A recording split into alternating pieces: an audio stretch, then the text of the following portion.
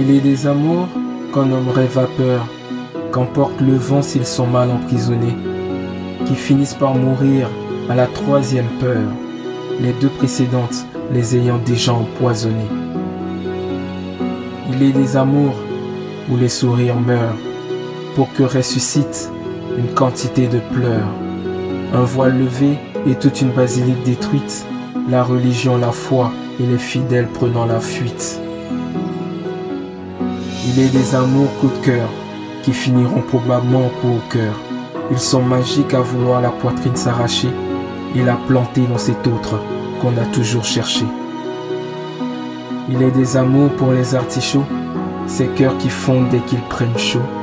Un regard, un sourire, une douce conversation, si peu pour mettre en eux un feu en action.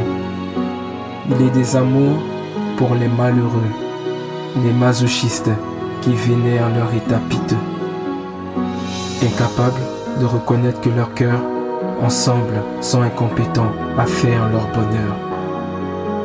Il est des amours je t'aime mais, peuplés de problèmes et qui ne s'arrêtent jamais, qui croient si fort à l'euphorie du départ que devient visible tout ce qui les sépare. Il est des amours interminables, rongés de douleurs complètement minables, qui se subliment dans l'apologie de la tristesse, qui aiment à cultiver les germes de la détresse. Il est des amours qu'on appellerait palabres, qui ne se résolvent jamais sous l'arbre.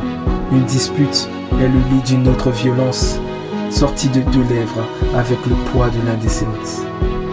Il est des amours distance, qu'on pourrait aussi appeler résistance. Loin des yeux, loin du cœur, dit le proverbe. À raison, l'amour meurt loin du corps et du verbe.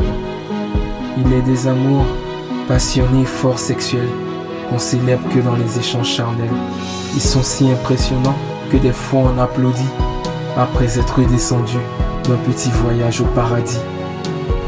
Il est des amours qu'on dit invincibles, quand même le sort les prend pour cible. Ils résistent au temps, au vent, aux orages, à eux-mêmes, aux autres, au commérage. Il est des amours qu'on traiterait de grandioses, où les cœurs semblent combattre pour une cause.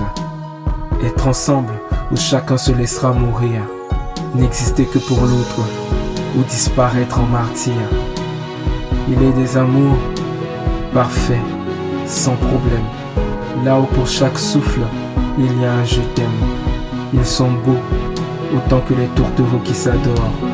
Mais croyez-moi, il n'en existe plus, ils sont tous morts. Lequel de ces amours est donc le vôtre, vous qui êtes juge de celui des autres?